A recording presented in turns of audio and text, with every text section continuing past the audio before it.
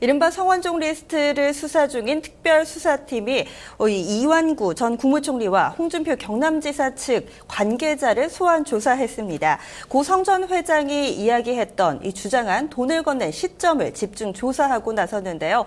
수사가 새 국면에 들어가고 있는 모습입니다. 이에 따라서 두 사람에 대한 소환도 초읽기에 들어갔다는 평가입니다. 조금 더 자세한 내용 취재기자와 함께 짚어보겠습니다. 법조팀 최기철 기자 나왔습니다.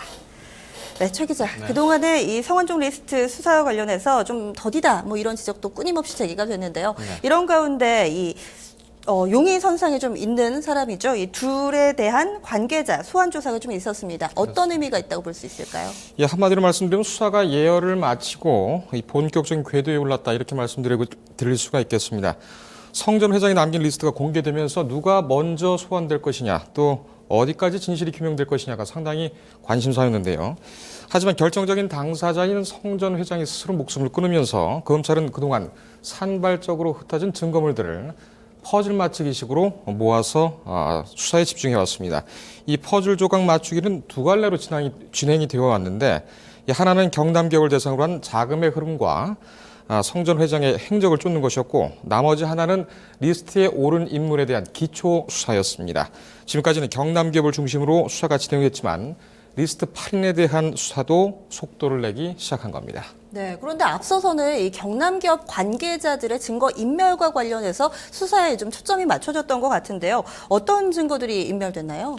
예, 검찰이 확보에 주력한 것은 역시 성 전 회장이 정관계 로비를 벌였을 것으로 보이는 확실한 단서를 잡을 수 있는 비밀 장부가 주력 대상이었습니다. 그러나 측근들은 비밀 장부는 없다 이렇게 부인을 했고 경남기업을 압수수색하는 과정에서 검찰이 상당량의 증거물들이 경남기업 측 관계자들이 빼돌린 것을 확인을 했습니다. 인멸된 증거물 중에는 CCTV와 녹화 파일, 그다음에 회계장부, 성 전 회장의 다이어리와 메모, 일정 등이 포함되어 있습니다. 이 중 성 전 회장의 다이어리와 일정 등은 경남기업 1층 지하실로 옮겨진 것을 검찰이 최근 찾아낸 것으로 확인되었습니다. 앞서 말씀드렸듯이 비밀 장부가 우선 확보 대상이지만 나머지 증거물들도 하나로 모았을 때는 결정적인 단서가 될 가능성이 매우 높습니다. 결국 증거인멸을 지시한 혐의로 박준호 전 상무와 이용기 비서실장 2명은 최근 연이어 구속됐습니다. 네, 지금까지는 이 경남기업 관계자들과 관련해서 좀 조사가 이루어졌는데 이제는 좀 어느 정도 정치권으로도 옮겨가는 모습입니다. 수사가 새 국면을 맞고 있는데요. 이제 좀 가장 관심을 끌고 있는 부분이 누가 먼저 소환 조사를 받을 것인가 이건 것 같습니다. 그렇습니다. 어떻게 전망하십니까? 예, 성 전 회장의 메모와 육성이 처음 공개되면서 지금 말씀하신 대로 누가 첫 소환자가 될 것이냐 이것이 참 관심사였죠. 8명 모두 상당한 거물들이기 때문입니다. 그러나 수사가 진행되고 육성 녹음 원본이 공개되면서 점차 수사 선상의 대상자가 줄어들었습니다. 공소시효 논란이 있는 허태열 전 청와대 비서실장과 김기춘 비서실장, 그리고 김기춘 전 비서실장 일단 제외가 됐고요. 유정복 인천시장은 육성 녹음에서 아예 언급이 없었습니다. 때문에 빠졌고 또 돈을 언제 어떻게 건넸다는 얘기가 나오자는 서병수 부산시장도 일단은 후순위로 밀렸습니다. 이병기 청와대 비서실장에 대해서도 돈을 건넸다는 내용은 나오지 않았기 때문에 역시 제외됐습니다. 그렇다면 남은 사람은 이완구 총리와 홍준표 경남도지사, 홍문종 새누리당 의원 이렇게 3명입니다. 이 가운데 의혹이 가장 많이 제기된 사람이 이 총리와 홍 지사입니다. 이 돈을 건넨 정황을 뒷받침해줄 증인들이 여럿 있고 물증들도 상당히 확보된 것으로 알려졌습니다. 하지만 최근에는 홍 지사 쪽에 무게가 급격히 실리고 있습니다.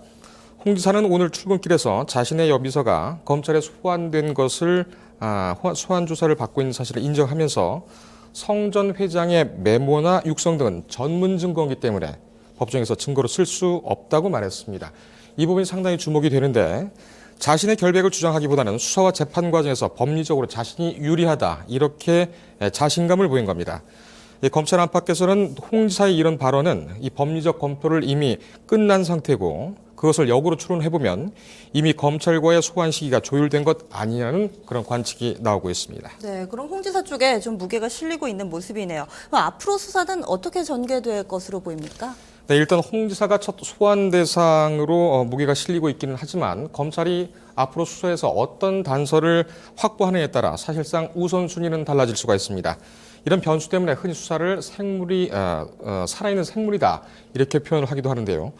변수가 만약에 없을 것이다 이렇게 가정을 하게 되면 홍 지사와 이 전 총리에 대한 수사가 먼저 진행이 되고 다음으로 홍문종 의원으로 수사가 진행될 것으로 보입니다. 그런데 사실 이번 수사의 핵심은 이 전 총리나 홍 지사가 아니고 홍문종 의원 쪽에 쏠려 있는 것입니다. 성전 회장은 홍 의원에게 지난 대선 당시 대선 자금으로 현금 2억 원을 건넸다 이렇게 폭로했는데요.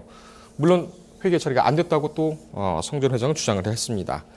홍 의원은 당시 박근혜 후보의 선거본부장이었습니다. 성전 회장의 주장이 사실이라면 당시 박근혜 후보는 불법 선거 자금을 받게 된 것이기 때문에 정치자금법 위반, 선거법 위반 등으로 조사 대상이 됩니다. 청와대와 여당에서도 이것을 상당히 경계하고 있는 것으로 보입니다.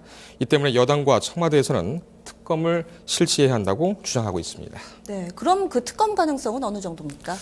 네, 일단 검찰을 수사 결과를 좀 살펴봐야 되겠죠. 하지만 특검 도입 가능성이 적지 않은 것으로 보입니다. 박근혜 대통령도 일단 검찰 수사를 지켜보자면서도 특검을 언급했습니다. 전국 상황을 보면 여당과 청와대가 특검에 더 적극적인데 일단 특검을 하게 되면 특별검사 등 구성원을 앉히는데 여당과 청와대가 더 힘을 쓸 수가 있게 됩니다.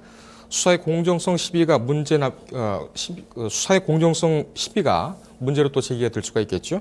때문에 야당에서는 특검을 하려면 추천권을 야당에게 줘야 된다. 이렇게 맞서고 있는 상황입니다. 네, 알겠습니다. 말씀 고맙습니다.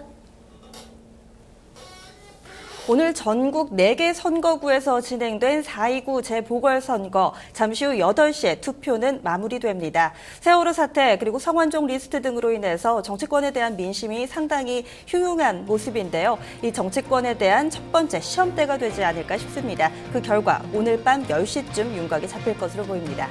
뉴스톡을 마칩니다. 고맙습니다.